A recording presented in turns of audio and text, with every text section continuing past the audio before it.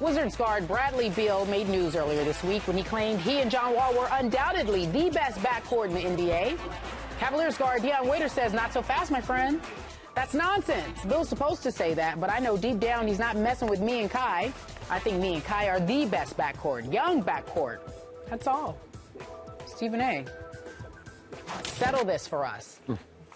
Best backcourt. Well, first things first, Dion Waiters needs to be drug tested. Okay. Not just for saying what he said, but also feeling the need to articulate it for public consumption, particularly considering the fact that LeBron is going to be there, and with LeBron and with Love and with Kyrie Irving, he'll be lucky to get enough shots to validate how good he is. That's a good point. So let's keep that in mind. And I say that I'm just affectionately, because I do like Dion Waiters, meaning as a player. I do think he's talented, and I do think that he doesn't get enough shine.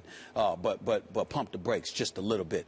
Bradley Beal and John Wall are no joke. We understand. Bradley Beal reminds me a lot, Skip, of Allen Houston back in his day.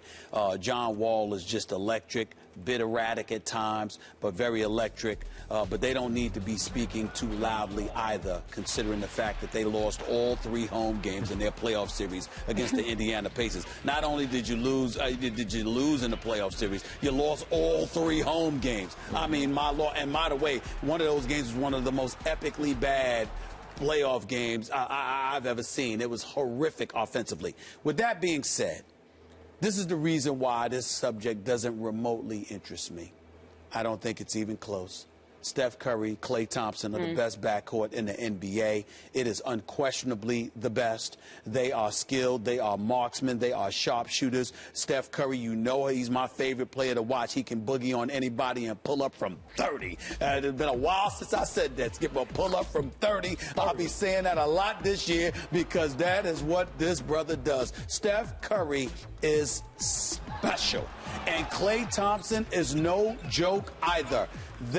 And when you consider the fact that Klay Thompson, he is underrated, Skip, from this perspective. He's a legit 6'6", 6'7". He can guard a 1, a 2, or a 3. Yeah. He can also cause matchup problems for a 1, or 2, or a 3. This dude can pull up from 3. He's got a mid-range game. He can take it to the hole. He loves to guard and defend.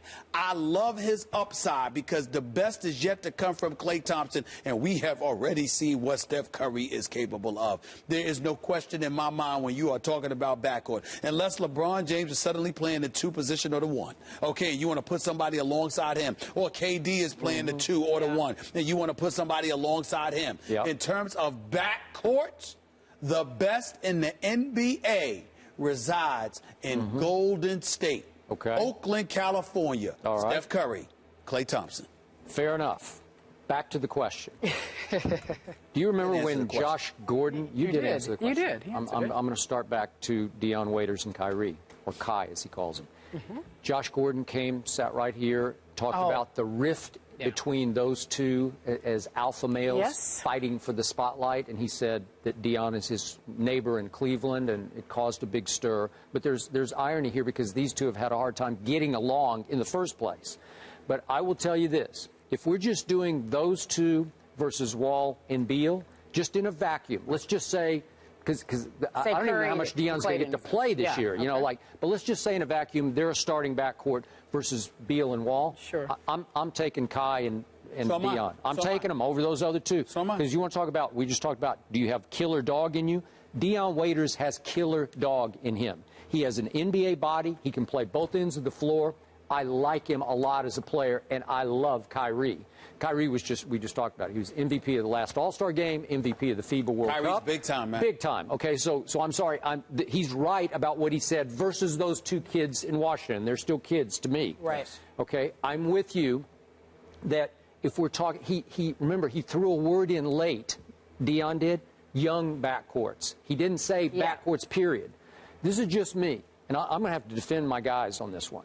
If we're just talking young or old backcourts, for my money, if the money's on the table, give me Tony Parker and Manu Ginobili right now today, and I'll take you on anywhere. I'll take that backcourt over Steph and Klay. Because 2 years in the playoffs, 2 years ago, go check what happened when those two played those two in, what was it, a 6-game series. Yeah, but I love how you ignore the fact that Manu Ginobili and Tony Parker, they've got just some dude named Tim Duncan laying in the area. Don't care. You know what I'm saying? No, I mean, don't care. He's just laying back there. Offense, defense. And by the way, they got a system that they've been playing in for a decade. They got those Greg two Popovich guards. as a coach. Those two guards took apart those two Golden State guards. Listen, I know they can play. Apart. I know they can play. Yeah. Well, first of all, nobody's saying that Steph Curry is some elite defender here because we know that he's not. Thank you. But it's well, not you just said they're the best backcourt. I said I'm taking exception. Talent-wise, they are the best backcourt. I don't care about talent. I care about performance. Well, again, you got to take performance into consideration by considering the coaches, the system, and familiarity and everything else. They're relatively young. So,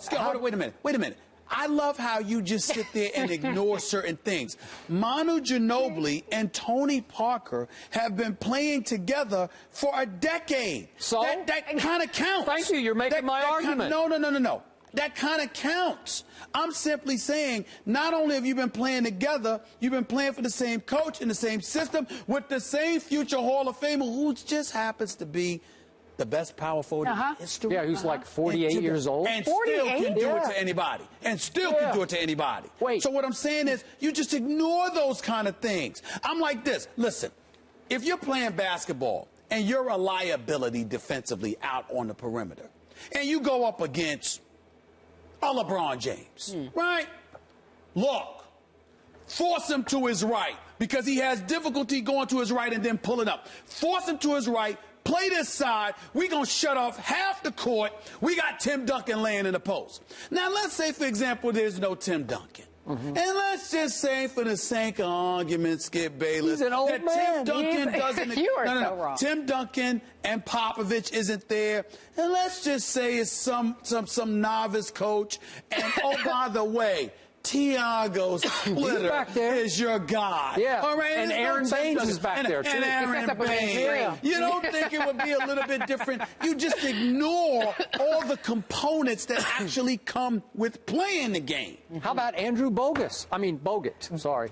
Oh, you talk about Bogus? Yes. Gentlemen. He's very upset. Okay, so you in a vacuum, you I will you're take taking Tony Parker and Manu over any of these guys. And you're for saying the money. It's Steph Curry for the and money. Clay. The best backcourt in the NBA is Steph Curry and Klay Thompson. All right. We need you on the Twitter to respond. # best backcourt.